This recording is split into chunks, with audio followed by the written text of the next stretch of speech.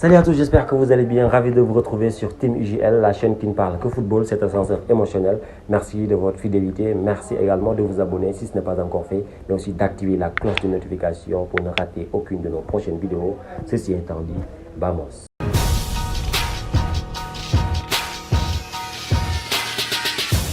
Alors, l'actualité sportive de cette semaine, c'est bien sûr le sac de cette équipe nationale du Sénégal U20 qui a remporté la Coupe d'Afrique en Égypte, Coupe d'Afrique des moins de 20 ans, quelque chose qui devient une habitude maintenant, le Sénégal qui remporte tout sur son passage, qui rafle tout sur son passage après des années de galère, après des années de désillusion. Maintenant c'est fini, le Sénégal est sur le toit de l'Afrique, sur le toit continental. Vous avez été nombreux à m'envoyer vos questions.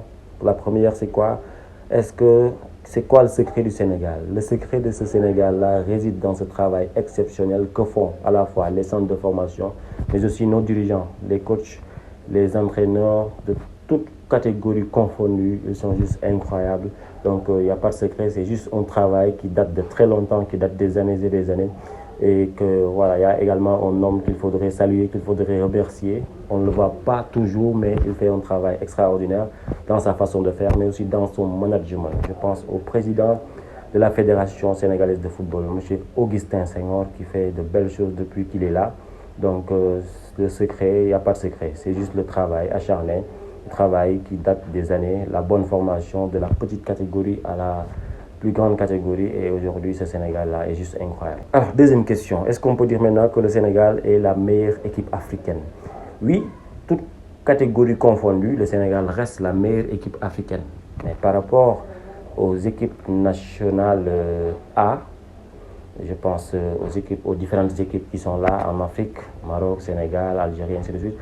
Le Maroc, pour moi, est légèrement devant le Sénégal. Il a même été classé devant le Sénégal au vu de leurs prestations exceptionnelles et historiques qu'ils ont réalisées dans cette Coupe du Monde précédente au Qatar. Le Maroc, pour moi, est devant le Sénégal par rapport aux équipes nationales A. Mais par rapport à toutes les autres catégories, le Sénégal reste devant. Et voilà, en un an ou bien en 12 mois, je crois, 11 mois, 13 mois justement, le Sénégal a raflé tout. CHAN, Coupe d'Afrique des moins de 20 ans. Également, Coupe d'Afrique de beach soccer, ce Sénégal-là est irrésistible.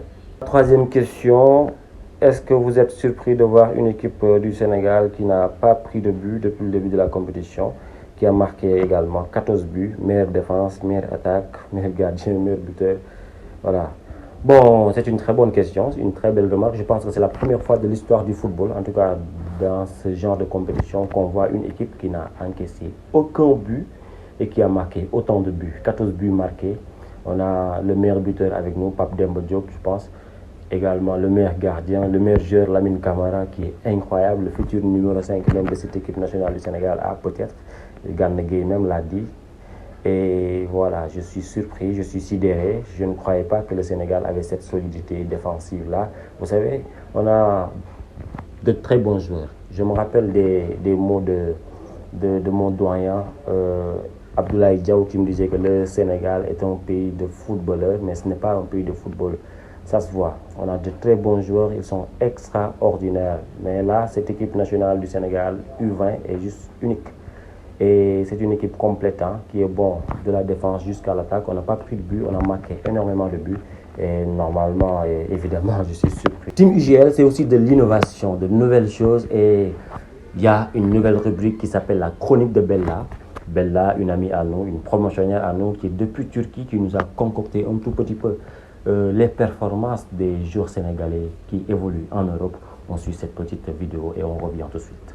Bonsoir et bienvenue dans la chronique de Bella pour parler bien évidemment de l'actualité des joueurs sénégalais qui évoluent en Europe. Nous allons démarrer avec la star du foot sénégalaise Sadio Mané qui retrouve la compétition après des mois d'absence, titularisé pour la première fois depuis son retour à la compétition et fait une passe décisive à Pavard. C'est la première fois depuis le mois d'octobre que Kalidou Koulibaly enchaîne 3 victoires durant toute compétition confondue avec sa passe décisive. Avec un but de Bamba Dieng, Lorient a pris le dessus sur 2 buts à 0 ce dimanche à l'occasion de la 27e journée de Ligue 1. Mais malheureusement, l'attaquant sénégalais a été remplacé sur blessure. Terminons avec le mercato d'été qui s'annonce chaud pour Iliman Ndiaye.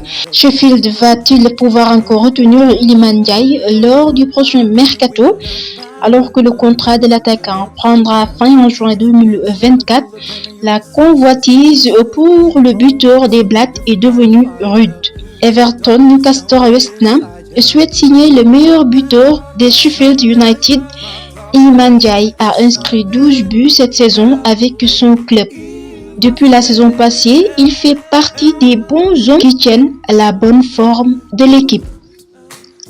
C'était tout pour aujourd'hui. Rendez-vous très prochainement. D'ici là, portez-vous bien. La team IGLL vous dit Vamos.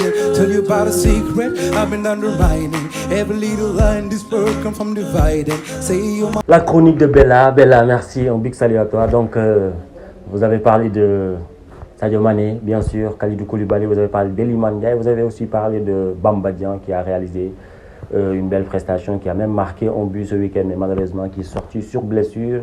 Un très bon joueur qui commence à retrouver de la confiance après avoir quitté l'Olympique de Marseille. Kalidou Koulibaly qui commence vraiment à vraiment s'adapter dans cette Premier League-là, dans cette défense de Chelsea. Après 8 ans passés à Napoli, ce n'a pas été facile pour s'adapter, mais c'est un lion. Il va bientôt rugir dans cette défense, dans cette équipe de Chelsea. Sadio Mané qui fait son comeback, qui a fait une très belle passe décisive à Pavard.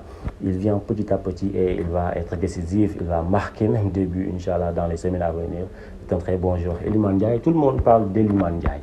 Dans les grosses équipes, nous voulons tous courtiser, compter parmi nos joueurs cette star, ce jeune joueur sénégalais.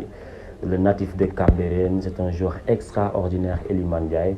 Donc, peut-être il va continuer avec Sheffield, peut-être il va les accompagner jusqu'à la montée en Premier League, peut-être l'année prochaine, Inch'Allah.